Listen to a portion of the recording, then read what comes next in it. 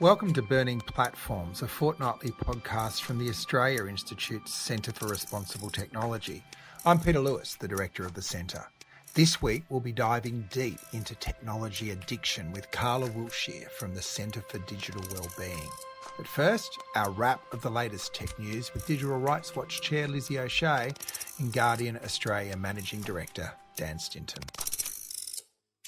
I am going to kick off the discussion today with what I think is the biggest news in at least tech titan player movement, which is the move by Elon Musk to take a stake in Twitter. And there's been a bunch of hot takes on this. Is this an attempt to reverse what are little creeping moves to place some guardrails around the way that people use my favourite platform for toilets? Or is it a power play by Musk to build his empire beyond his existing footprint? I know, Lizzie, you're a skeptic of Elon's contribution to the world, but what did you see when you saw him taking this move into Twitter? Yeah, I mean, I thought it was a highlight when he challenged Vladimir Putin to a fist fight. So, you know, someone who's clearly skilled in diplomacy. I think this is really interesting. So he's purchased a whole bunch of stock, 2.6 something billion. So he found some spare change down the back of the couch to get involved in Twitter. And then, you know, was invited to be on the board, as I understand. It's a little unclear and everyone's being very diplomatic about it, including Twitter. But in essence, that would have meant that he couldn't acquire more shares in the company. And so then, of course, the deal was off and he was no longer going on the board. So I think this might be an instance where that limitation was something he didn't want to contend with, and he in fact might find a bit more money to acquire influence over the company, not through being on the board, but in fact through holding stock. I mean, this is a man who has used this platform to pick fights with his enemies, to gloat about the fact that the United States may have been involved in a coup in Bolivia, to spread disinformation about COVID and treatments for COVID and how it affects children. I mean, none of what I'm saying is defamatory. This is all on the public record. I think he uses the platform in its worst possible way, and he's an example no one should follow. And I am pretty concerned that he now wishes to, it seems, acquire more. We can infer that from how he's behaved, because he is a free speech absolutist, and I don't think he's really committed to the idea that moderation is necessary to limit harm on that platform, which I think was growing in acceptance among lots and lots of other people. I thought it was also interesting, Robert Reich's piece in The Guardian, talking about how he may in fact, as one initiative that he might take or political issue that he might push, is to return someone like Donald Trump to the platform, who of course was famously booted off. I wonder whether that's true, but I think it's an interesting observation. Will he prevent those moves in the future? I mean, whether or not he elects to try and pressure the company to bring Trump back on. But I think that the issue is for Twitter that they may have won this particular battle in terms of controlling the company, but there's a bigger war looming. That's my view. Yeah, I've always been interested in what's happened in Twitter in recent years, and there's been a couple of initiatives that I think are quite interesting in that kind of broader piece of building friction into platforms. There's that tool that you occasionally get if you're tempted to retweet an article without reading it, that says, hey, do you want to read the article before you push it further? There's obviously Twitter is ahead of the pack in terms of banning micro-targeting in political campaigns, which I think is a really positive thing as well. And it was also that idea that Twitter, which had really been based around the cult of Dorsey, like another great man in technology, he'd left, and there was this sense that it was going to sort of reconfigure and reconsider itself more as a platform without a guru in charge. And I think the re-emergence of a guru, I don't know if it sends alarm bells, but it kind of, why do these platforms need gurus, Dan? And what's your take on the bigger piece? Well, the short answer is they don't need gurus, and they certainly don't need one for like Elon Musk, in my view, because I think I share Lizzie's take on this, that I think his instincts are exactly the wrong ones Twitter, the free speech absolutist that he is and the like. I mean, I think Twitter was taking steps and should continue to take steps to go in the other direction. We talked about this before, and I think we differ on this, but I think one thing that Twitter should do is make sure that each account is tied to a person's identity. I think they should limit that. That would limit the amount of bots that are on the platform, potentially make the discourse slightly more polite, for want of a better term, and would also make it harder for foreign governments such as Russia to weaponize the service with misinformation. And I think, I'm troubled that by Elon's intervention here, because from his public statements, he would seem to be taking the company, or want to take the company in the other direction. That said, I'm not as concerned about him potentially acquiring this outright, and I don't necessarily know if that was the reason why he has declined the board seat. It could be simply that he's run into a whole bunch of trouble from his lack of disclosure in acquiring his stake, because he was 11 days late in filing his acquisition of 10% of the company or thereabouts to the Securities and Exchange Commission. And that meant that every shareholder that sold shares during that period didn't benefit from the pop in the share price that came about from Elon's acquisition. And so literally every one of those people could potentially sue Elon for that lack of disclosure. So I think that's potentially one part of it that's contributing to him moving away from it. I think the other part is, just as a director of the company, you can't just throw comments from the cheap seats. You actually have to make public statements which are to the benefit of the company. And that's obviously something, as Lizzie outlined, that Elon's not very good at. The other point I'd make, and I'll finish my monologue, the other point I'd make, though, is it could also just be a purely commercial exercise, because if you look at Twitter, I kind of regard Twitter as very similar to a publisher in a sense, in that it's got a huge cultural influence and huge influence over the debate, but yet it hasn't realised that from a commercial point of view, certainly not to the extent that Google and Facebook and Amazon have. And so I think that it could simply be as simple as doing what every other news publisher around the world, or most other news publishers around the world, have done, and that is embrace a subscription model of some kind in order to realise some of the value of that. And, lots of people speculate about this. This isn't my idea, but I do think there is a real commercial opportunity for Twitter if they were to explore this. And I just make the point, if you compare, Twitter's got, I don't know, but, millions and millions of users, clearly. From the Guardian's point of view, it's only about 2% of our supporters or 2% of our audience that actually contribute to us in voluntary contributions or subscriptions. They're all on Twitter though, mate. They might all be on Twitter, but my point is that it's 60% of our revenue. So if Twitter was able to convert 2% of its massive audience, I think its commercial fortunes could be substantially improved. And so it could have just been a purely commercial, or that could have been one of the major considerations of why Elon is involved in this. But I guess we'll see. I guess we'll see whether he's going to rally the troops and look to buy it outright in time. I guess time will tell. Now, Carla's done something that no one has ever done in this forum, which is politely put up her hand. But Carla, welcome. And are you a Twitter user? I don't use that much Twitter, but I do think Dan's picking up on a really important point, and that is, and I twist it around the other way. A lot of the way in which Elon has made his money is through hype of his own products.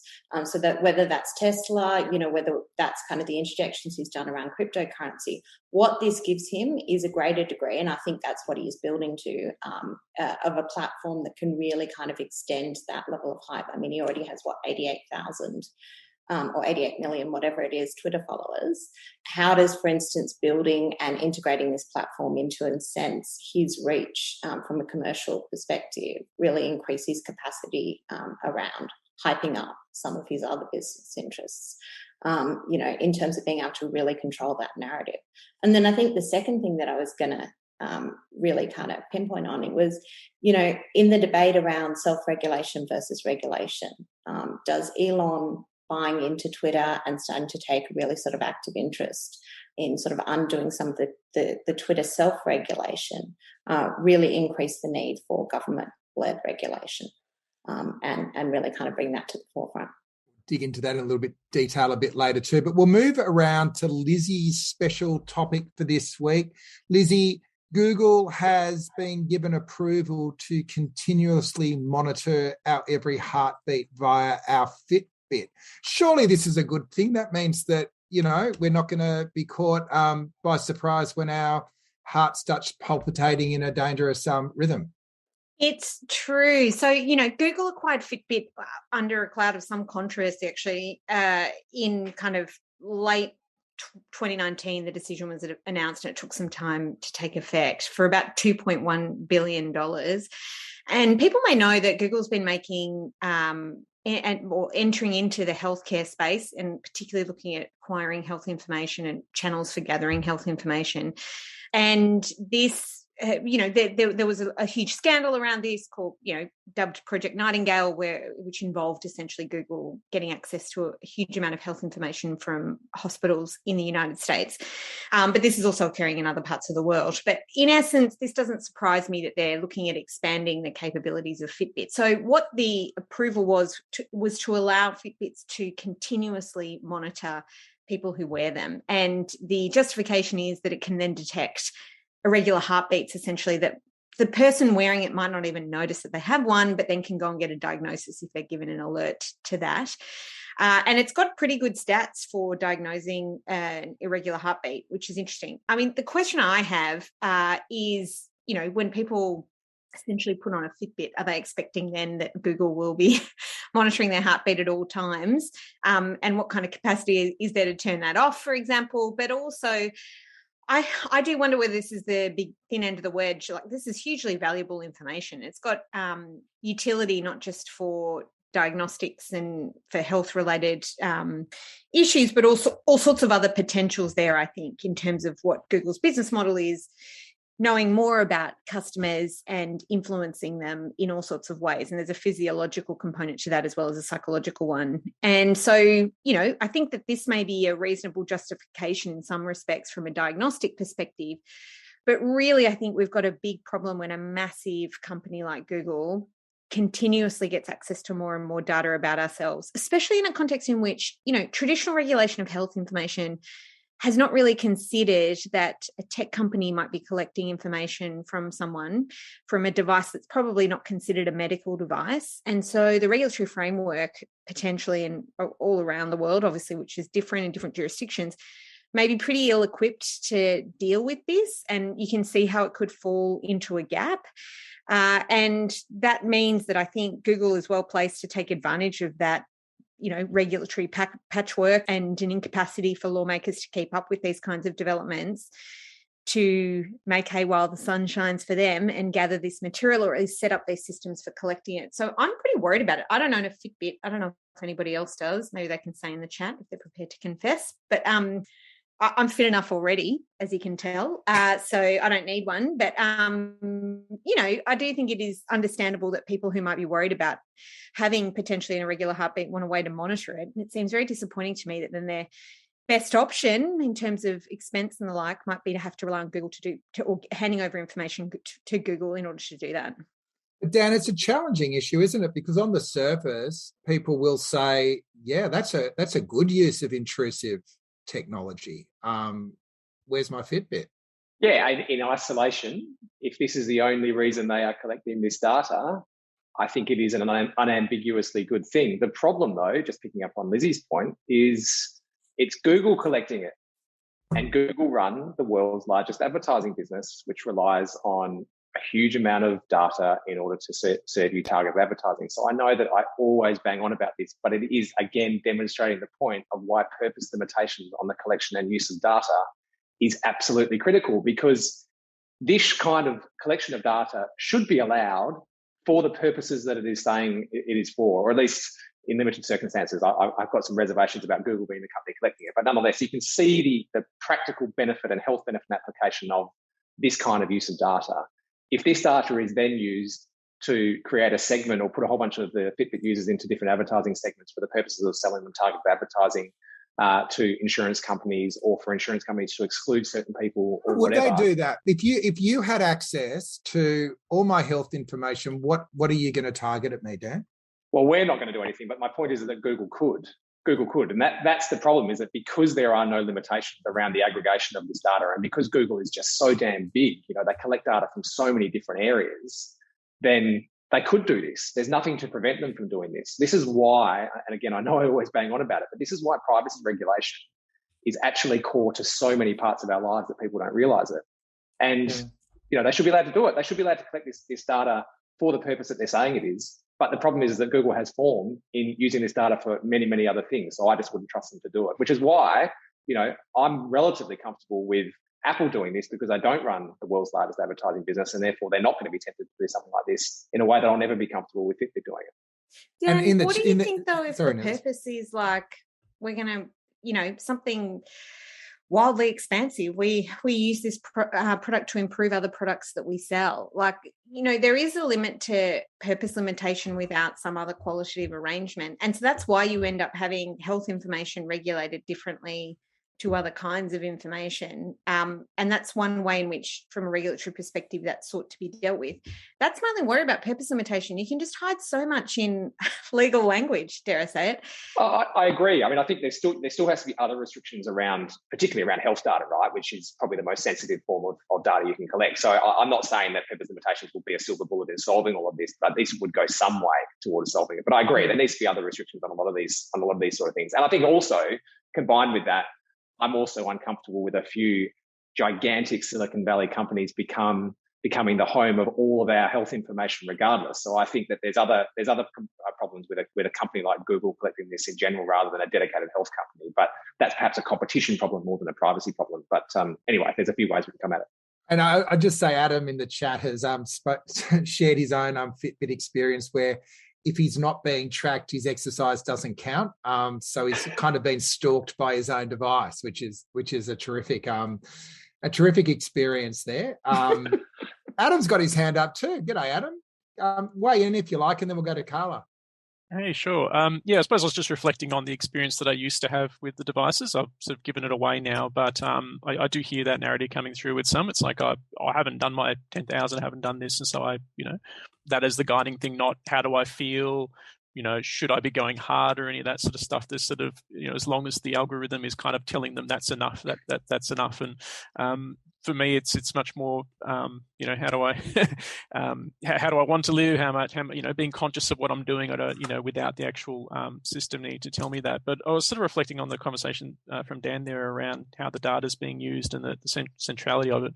And I've got a lot of those concerns, but at the same time, there's sort of is there a flip side to it that could be positive? And I think, one example is, I think there is a health insurer that does give you some kind of rewards or some kind of reduction if you prove that you're doing X number of exercise, and then, through a tracking device. And so there's a potential consumer benefit then. But on the flip side, we all know our private health insurance keeps going up and up. And it's even during the pandemic when, no one could go out and actually do anything, like how are costs still going up in that sense. But, to sort of summarize the thing, well, on the flip side, if there is a way to incentivize positive health behavior change and use that data to sort of prove it, maybe there's a good thing. But I think that gets tied up in discrimination laws around maybe people that just choosing not to have that lifestyle and therefore would feel, well, wait a minute, am I subsidizing the fit?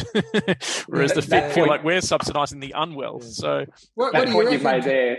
Yeah, sorry, Peter, one quick point. That point you've made there as a benefit is exactly the reason, or one of the main reasons I'm really uncomfortable with this, because the whole point of, collective insurance, if you like, is that the collective health of the population supports the insurance of everybody, not just those that are the fit and healthy. And I think the more we go down this path of relying on this in order to determine insurance premiums, the more we're going to be discriminating against people that are unable to keep themselves healthy, which is exactly the wrong direction in my view. Sorry, Peter. Go, Carla. What's your take? Yeah, no. Well, first of all, picking up on Adam's point, and we'll get to addiction later in the show, but wearable tech and wearable tech's impact in terms of exercise addiction is kind of one of the known correlations, particularly in the sort of, the psychology industry. And so I think there's a huge piece around that as well in wearable tech. But, I think one of the other things is to not necessarily see this as just health data. So one of the things that, recent studies have shown, and there was a big study to come out of China recently, is that heart rate is a fantastic predictor of mood. So you're not just collecting health-related data, but you're really collecting some deep profiling data around mood in different locations, mood throughout the day, and how that then correlates to data which can be used for commercial purposes down the track is a really interesting piece. From gait last week to mood this week. Gets deeper and deeper. Now, finally, Dan, you're celebrating. You're feeling a tad triumphalist with the news media bargaining code that you championed, with my active support now being embraced in both the US and Canada. So are we ready for a global tour to show the world how to do this properly?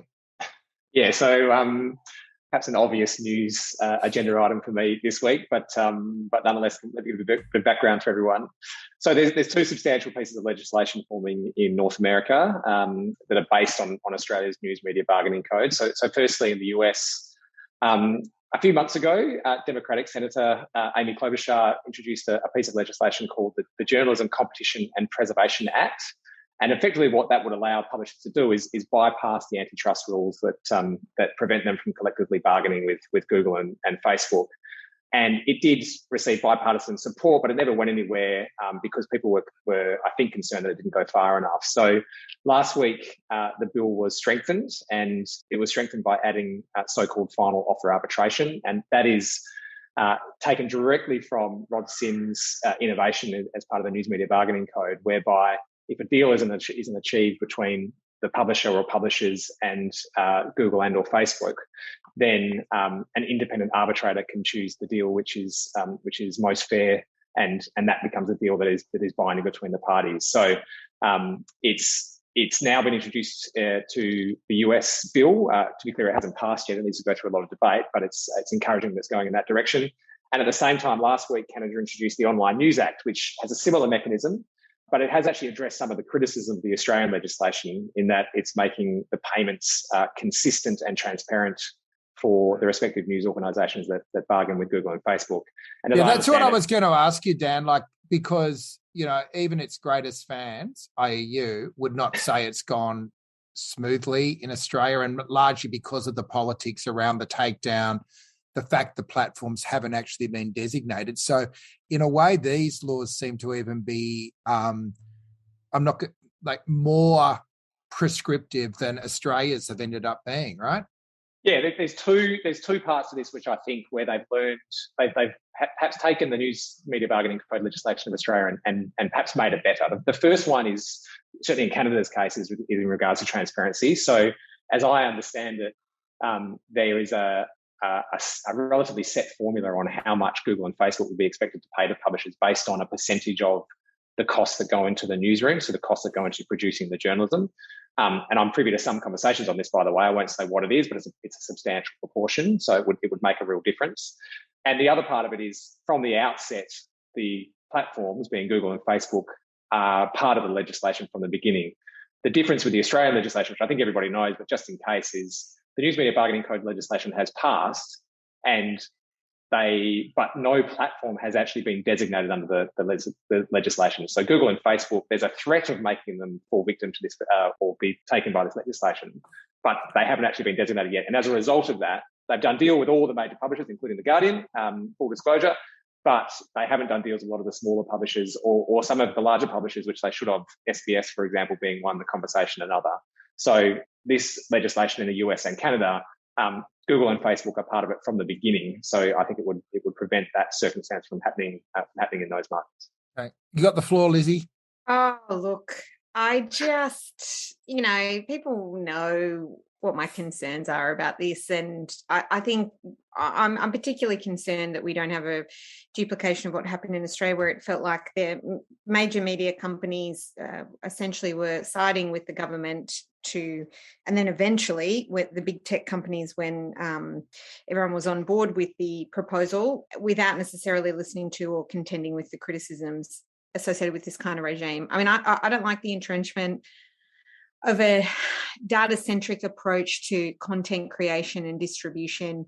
I want the media to be as diverse as possible, and I don't want systems of compensation that give rise to entrenched major players having more resources than other kinds of media players, especially in an environment where the internet has allowed that kind of thing to occur, as in a greater diversity of media than ever before. And it's one of the great benefits of the internet. So but do you recognise that there are more journalists now, like that Dan's hired more, there's more doing regional, anecdotally, it's really hard for outlets to find journalists at the moment because there are so many jobs. Yeah, well, that's interesting. That's actually not a new phenomenon in the sense that I've done a little bit of research into this. I wrote an article for the Fabians, of all people, on this topic in their magazine. And I did a bit of research on job advertisements in the journalism profession. And it is a bit more of a complex picture than you might imagine from... No one gets a job from an ad in journalism, Lizzie. No. So vacancies and stuff like that, of course. But I suppose what I'm saying is I think the jobs of journalists have also changed, and that's a function of how this regulation works, in that you do then become beholden to the content distribution model of platforms, which means the content that you produce and create does look different from what it might have looked in previous times. Now, there's responsible media organisations, The Guardian largely being one, I think, that don't necessarily engage in the worst kind of behaviour. But there's plenty of other media organisations that have used this to scale up a certain kind of content manufacturing that then gets distributed in a particular way that's optimised for those platforms. And that is hugely negative in that it is about clickbait, but it's also about sensationalism.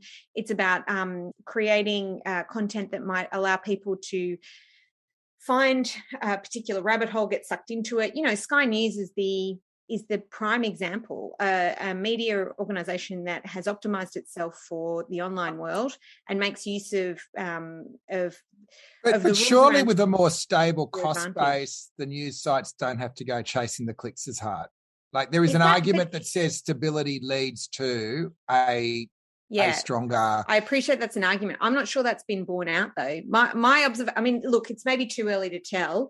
It's not been that long that the bargaining code has been in place, but I'm not convinced that stability will give rise to improved quality journalism.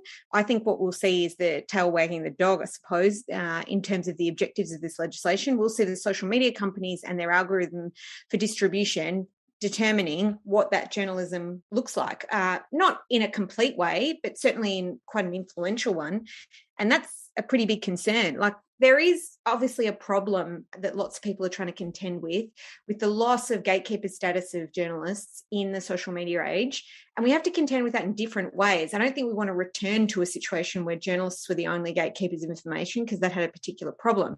But I think we also want to make use of the diversity and the fact that the internet allows a diverse media to flourish and incentivize that, rather than centralise the distribution of news, prioritise certain kinds of media companies as being the ones who are the arbiters of truth and that dominate news production, and then allow social media companies to determine what that distribution model looks like. I think we've got to rethink some of these things. And this, I fear, is a piece of legislation or a policy proposal, as it's taken form in different countries, which hopefully will fix some of the problems that might have existed in Australia, but certainly doesn't push us in the right direction in my mind. But I think we do have to kind of test some of these assumptions as time goes on in Australia, and that's what I would like to see as well. Dan? One last point for me, or two quick points actually, just addressing what you said there before, Lizzie, about the clickbait model of journalism. I would say that is actually limited to the kind of journalism that is relying heavily on or primarily on advertising, and therefore I think it's a problem of the internet, not a problem of this legislation. I think it exists with or without this legislation. Is it a problem of journalism or advertising? Well, if you are an online publisher that relies exclusively on online advertising, then the temptation to do clickbait journalism is always going to be there, and that's a fundamental issue that exists with the internet, with or without this legislation. Is the point. But just on your last point, I think this is perhaps just not for the first time, perhaps, Lizzie, where we have a fundamental disagreement on this. I think that.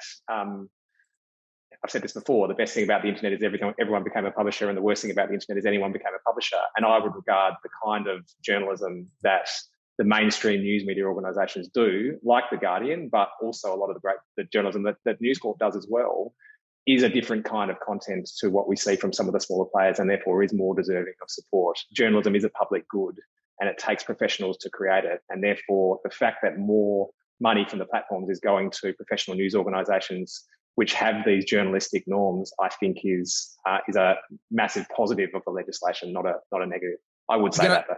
We're going to leave it there. I don't think our positions are changing fast on that particular issue. And it's a really good discussion because there is a meeting point, which is, I think, a common recognition that we need to improve the quality of our public discourse and try to find ways of doing that, where traditional media that was built up in an industrial era is meeting head on with the information economy. And to Lizzie's point, it will play out over a number of years. The testing will be done in real life.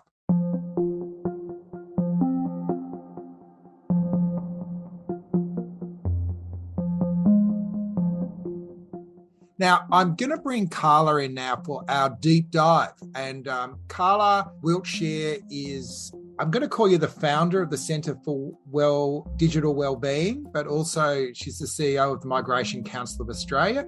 A bit like me, someone that has come to this area out of a sense of civic duty, I guess, a sense of lived alarm. And as many of you in this room will know, once you get into the politics of technology, it is highly addictive. And so I'm really interested, Carla, in what got you hooked on this issue, and then we'll open into the broader discussion on addiction and technology. Thanks, Peter. Yes, I think hooked is probably the right way to term it. And as an example of addiction, I have on multiple occasions forgotten to pick my kids up from school because I was so engrossed into listening to a podcast on tech addiction. If you're listening, Finn, Ella and Abby, I'm sorry again about that.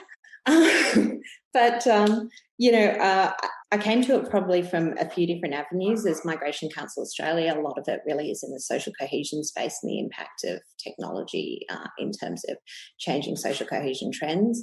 But then also as the mother of three small kids and parenting during a digital age.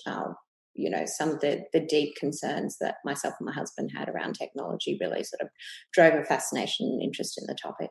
Yeah, let's talk about watching our kids grow up in this age. And as somebody that's got now teenage kids, I watched with a degree of alarm, which I think is similar to yours. You're a little bit earlier on the journey of this sense of being caught into a system that was designed to hold kids there for longer. How's that played out in your life? Yeah, so I mean, I think it's interesting. I think it's interesting how early and how often we introduce digital technology. And one of the conversations I was having the other day was the use that we have now of mobile phones as pacifiers. So our child's having a temper tantrum in a public area, or they're about to lose it, or we're in a cafe and we want some parent time. Instantly we hand them a mobile phone.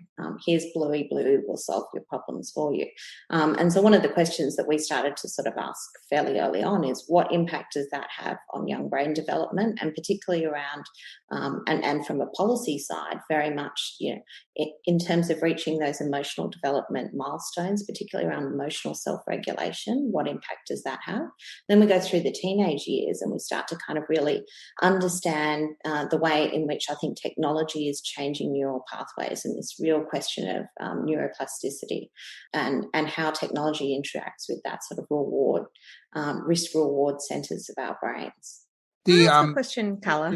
Yeah. I don't know if this is too big a question to ask, but it might just be good to ask at this point. How would you define addiction? One of my other hats is that I sit on the board of the Alliance for Gambling Reform here in Australia. So I'm big on kind of understanding the health impacts of something like gambling. And I think there's a lot of crossover with social media platforms, devices in the digital age. But, my understanding of addiction science is that it changes a lot in terms of how we understand how it works. And so I'd be curious to know what you define it to be, or how you understand it, particularly in the context of tech. And this is absolutely fascinating, because this is this really big question about, substance addiction we understand really well. We know the neural pathways. We can predict very much with a high degree of accuracy. Substance A is going to lead to this interaction with our risk reward centers. It's going to lead to a dopamine release here. But increasingly, we also understand that for behavioural addiction. And so there's this big debate going on in the scientific and generally in the medical community at the moment around sort of this notion of behavioural addiction. And one of the first behavioural addictions is gambling that made it into the DSM-5, which is the classification of mental illnesses and other psychiatric terms. But I think there is a mounting evidence to show that other forms of behavioural addiction, and this is where social media addiction, internet addiction, gaming addiction are really starting to gain traction. Certainly within the medical community, there is that increasing sense that you're seeing the same pathways. And I think, one of the easiest ways to kind of sort of narrow down behavioural addiction is, does the behaviour fulfil a deep need? Do you have a notion that you can't do without it? And do you pursue it while neglecting other aspects of your life, such as picking up your children from school? So, to some extent, I think those become sort of some of the key characteristics. But in terms of that risk-reward centre, certainly a lot of the kind of cutting-edge research is starting to show that gambling, other behavioural addictions almost follow those same neural pathways. And some of the neuroreceptors in the brain and the sort of genetic predispositions for substance abuse, are the same predispositions that lead to behavioural addictions as well. I perceive that you're a little skeptical of the addiction frame, Lizzie. So I may be assuming. So where do you? Oh well, it's just very difficult, I think, sometimes to pass out what is addiction and what is, I guess, having a really good game. No, more like you have to use devices now to engage in the real world. It's virtually impossible not to. Just like drinking in Australia particularly, I feel like so much of our socialisation occurs around drinking. It is very difficult to kind of determine where the line is between addiction and, I suppose, responsible use in a context in which there's so many structural factors that give rise to lots of engagement in the behaviour. And it may not be harming you in the sense that you get a lot out of it, and the risk versus reward. But I just But isn't it where it gets to the design? So where I go is particularly, and it's kind of almost a cliche now, but a teenager on Fortnite or another game, and I know there'll be gamers in this discussion, and I totally respect that adults gaming is there, absolute no problems with that. But there are kids that end up playing these games which are designed to keep them moving in deeper and using some of the same tricks as poker machines, random rewards, particularly, and also that idea of an easy win and then sort of getting it harder and harder as it goes along, a bit like a pokey. So for those bits, I actually am on Carla's ticket here, and I think particularly with games under 18s, like there are classifications in terms of content, in terms of sexualized content and violence, but not around the design of the games. And I do think that we need to confront that, because my experience is that the immersion of kids into technology have huge flow-on health effects as well. Kids that become really hardcore gamers stop doing sport. Like, it doesn't need to be a catastrophization, particularly through the pandemic. Network gaming was a great way of them keeping connected. So I'm not kind of saying don't have it, but I'm saying if we think about creating safe spaces for kids, and then they've got to be safe digital spaces as well. Yeah, I'd agree with that. I think that's, Would you agree with that, Carla? How do you feel about it? Yeah, no, I do. I think I'd unpick the myth that because something is ubiquitous or you have to do it as part of your life, it doesn't mean that it's kind of moving into a territory of addiction, because I think the two are sort of slightly differentiated. I think part of it, whether we're talking about gaming or whether we're talking about social media, we're really talking about probably three big features of design which give rise to that level of adaptivity. And one is that, I think social media has really been designed, not just social media, but gaming, with the idea of the big win early. And it's this notion that, the gambler that wins first up is the gambler that often becomes addicted. So, you get that you start training neural pathways and you get that dopamine hit really early in terms of a lot of social media. You get that buzz of validation. It's really interesting that, Facebook usage really shot up after the like was introduced as one of the key concepts. Once the like came in and you could get a level of social validation, that validation gave you a dopamine hit, and that really kind of went into sort of the neurological reward center of your brains and started that kind of neuroplasticity pathway from started at forming and kind of self-reinforcing. You know, I think the second one is really, and this is a great one to unpick, but that risk-reward loop. So, you know, the same centres of our brain, the same parts of our brain that really kind of go to that sort of reward cycle are also the same centres that kind of, you know, really touch on that notion of risk. And so, you know, you're getting that really, really strong amplification of a pleasure response. So, you know, if you always know you're going to get 10 likes, it's not nearly as exciting as posting something and not necessarily knowing what the response is going to be. You know, or likewise with gaming, you know, it's those games that where, you know, each level is a little bit hard, or each stage is unpredictable, and you don't necessarily know whether you're going to make it or not. That, you know, really, really enforces that habit. And then I think the third kind of thing is that, you know, a lot of tech is built with no stopping cues, which is really different from a lot of other things. You know, if you watch free-to-air television, an ad will come on and it's a stopping cue, or the show will finish and it's a stopping cue. Ella, can I take this up, well, perhaps into a direction which I'm not sure if your studies have gone here, but I'd be interested in your perspective all the same. So one of the things that I've struggled with and felt guilty about, to be honest, is I had kids and they became toddlers not long after the iPhone came out. And so I was exactly that parent, you know, and my wife was too, where we would, if our kid was throwing a tantrum in a public space, we would give them the phone and that would pacify them, and it became all too easy and it became the default thing that we did. And it was sort of before anyone, I think, was really starting to think about the potential downsides of a lot of this stuff. Well, certainly we weren't at the time, put it that way. But even now, and obviously I care about this stuff given this forum, even now, I mean, if I reflect on the last 2 years of the pandemic, working from home, it was sometimes just the only way I could get work done was to give my kids an iPad and tell them to disappear for a while. And you know, and then 2 hours later, I'd come out of a meeting and forget that they were on it, and, you know, they'd spend half their day on it.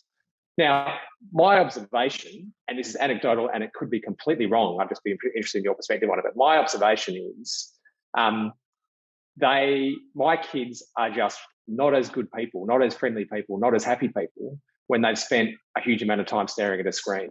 And I think, you know, certainly I relate to that. Probably we all do. If you spend a lot of time doing these things or on social media, you feel pretty icky afterwards. Is there science to back that up? I mean, is this something which has been proven to be harmful to kids' behaviour and people's behaviour in general? Yeah, so one of the points you're picking up on, and there's not a lot, and we need a hell of a lot more research on this, but there was one particular study done, and what it did show was reduced levels of empathy after use of technology.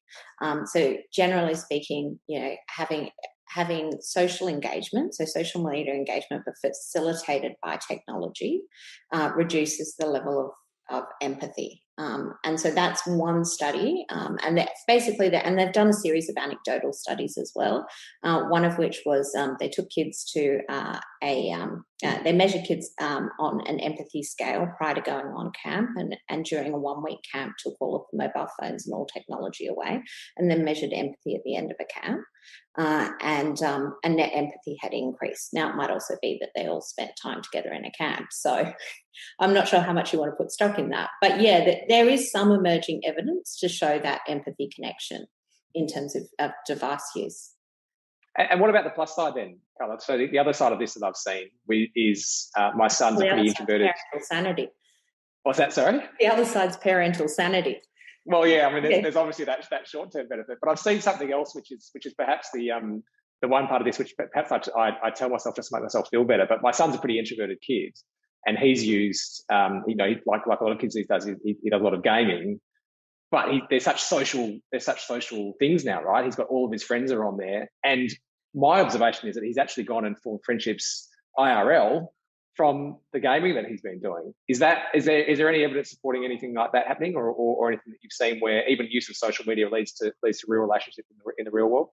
Yeah, Tinder. There's been even some marriage reform. Look, I think everyone has a very different experience. And so I don't, I think we can kind of talk in generalizations, and there's certainly some really kind of aggregate trends, but it doesn't necessarily take away from the fact that an individual experience can still be really positive. And in certain circumstances, and particularly, I think for shy kids, technology can be a really good facilitator into forming real life friendships as well. Hayley made the point that the word addiction is a really loaded one, and there's other ways that might be more useful of approaching it. It did strike me as a really useful contribution. It feels to me that part of this, and interested in your thoughts here, Lizzie, is that as humans, we are consuming more and more information than we ever have before. There's a sense that often we drown in the information, but it's really hard to get ourselves out of that headspace as well. Like, how do you classify it when you think about the amount of time you're spending in this kind of world? Yeah, I understand the political connotations associated with addiction. Although, having something recognised in the manual that essentially serves as a resource for determining whether a mental health condition exists, has a whole bunch of functionality and utility that is worth remembering. But I do understand it's a political kind of term too. And in some ways, I feel like these behavioural addictions, particularly, gambling being an obvious one, recognising it as something that does give rise to harm is actually a huge step forward in terms of understanding how we might wish to regulate it, from a harm minimisation perspective, rather than requiring people to take individual responsibility. And so that, I think, is, I'm not a skeptic of the idea of addiction for what it's worth, but I do appreciate that there are structural factors we need to think about, and the focus ought to be on harm minimisation rather than, say, individual responsibility for managing the harm that comes from overuse of any kind of substance or over, too much of a certain kind of behaviour. And so I do think that, it's really interesting what you're talking about, Carla, about breaks in play or breaks in, natural breaks in a particular form of engagement.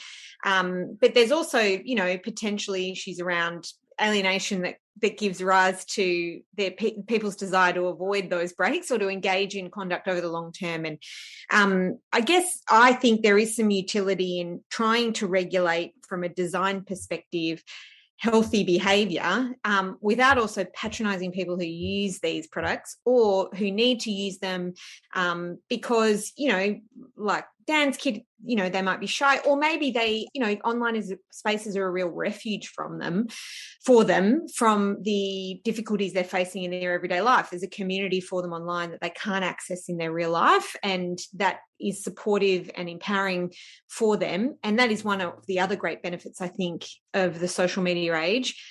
I don't think we should take that in isolation as a justification for allowing design features that do not encourage healthy use. But I think we do have to be careful about patronising people for using devices too much. And so the focus I would like to see is less on individual responsibility and more on design principles and regulating for that. But that is a challenge. I mean, Carla, do you feel like that is something that governments could do, regulate for? Well, design? I was going to jump in here. So, sorry. China has set us a model of government regulation. Let's look at what China's doing and then work out what we should be doing in our remaining 8 minutes. China has set a model. I'm not sure it's a model that any democratically elected government in Australia would follow, but it has limited gaming in particular to 3 hours per week for the under 18s, which has huge economic implications as well as social implications. It probably is an indicator that from a Chinese government perspective, there is a strong concern around the impact on a generation growing up without any form of tech regulation. People always typically make the observation of the Chinese that they think in terms of, the next century rather than the next election cycle. So I think, it is a question about whether or not this is very forward-thinking. But then I think there's also some really big questions about how effective it is as a piece of regulation and how easy it is to get around it. Oh, just on that point is so I take your point. This is not something that a democratically elected government is likely to introduce anytime soon. But just taking aside the autocratic nature of this, do you think that? Park that for a second. Park that small issue over to the left there for a second. But do you think that this will actually result in beneficial outcomes for those kids? I think that kids who are highly, highly addicted are going to find ways around it. And my understanding is for about 35 UN, you can now purchase an adult's entry into gaming for a 2-hour period. So there are certainly ways around it. There's also growing now addiction to watching other people play games for long stretches of time. So, I think in some senses it's a hard measure, but it's not a measure that necessarily goes to some of the root cause issues. And I think probably you need to put some of the real world social policy, softer side of kind of regulation around the piece as well. So what are some of the other potential tools in the box here? Yeah, so I think that's really interesting. But I think, part of it is that to some extent, one of the great antidotes is real world deep connection. So upping our level of engagement in terms of sporting and in terms of other activities that bring us together. And I think possibly coming out of COVID, that's something that definitely needs to be looked at. That's not to say that we shouldn't be looking at tech-based regulation as well. I'm not sure that, I'm not even sure how in a country like Australia you go about a blanket ban like that. It just really wouldn't work. I'm not sure it's working in China either. But sorry, my last point. My point was just simply, would limiting, I guess as a parent, let me ask you another way. As a parent, would limiting your child's use to 3 hours a week have substantial benefits for the child in question? I think the evidence would suggest probably yes. But it's interesting. Adam Alter, who wrote a book called Irresistible at the start of it, before he wrote the book, went out and did a survey of every single person he could find. And one of the questions he asked is, would you rather have your phone shatter into a million pieces and break onto the ground, or would you rather break a small bone in your hand? And everyone under a certain age went for, I would rather break a small bone in my hand, which I think is very telling in terms of the level of addiction that the Chinese government is possibly trying to regulate around. Lizzie? I suppose my only worry is it's tricky to parent, especially in a context in which, we work really long hours and not everyone gets enough parental leave to be able to care for their children. So part of it is also that kind of structural problem but also the integration of technology into education. So I've said before that we're now in a world that once a kid reaches not even high school, but the end of primary school, and you're about to find this out, Lizzie, the best library in the world and the most toxic candy store are the one device, and there are no guardrails in there, and you're meant to work out a way of guiding your kid through that, and it's really, really hard. Well, I think it is actually one of the critical skills for the 21st century, being able to navigate the use of technology, which you will have to do every day of your life, most likely, and avoid it becoming harmful to you. This is the great skill you've got to give them. I think we could produce more resources, but sometimes I think we look at this problem as a problem with tech rather than a problem with us. How society is structured, where people have to work long hours, get paid less in this country. I think Adam Bant would tell me what the wage growth rate is, but I'm not going to Google it now. But the point being that there's bigger social problems that give rise to parents looking for quick fixes to keep their children entertained. And it's not necessarily a problem with technology, but it's also how we deal with the question of parenting, of social engagement, of investment in the social infrastructure outside of tech spaces that allows for a more functioning, healthy society. I agree, but I think to Dan's point, it's also the question about when do you introduce technology? Because most other addictive substances, we really do try and hold it back for quite a long period of time, both because, that period of judgment and that capacity to be able to self-regulate emotions, to be able to kind of deal with the complexities of the digital world and all of the hooks that really have the potential to get their hooks into you, it really comes with age as well. My son's school made it mandatory that he had to have an iPad for his schooling from year 4. This is a state school, by the way, and it was required. And it was, if you didn't do that, they would lend you one at school, but you're at a massive disadvantage. It's appalling.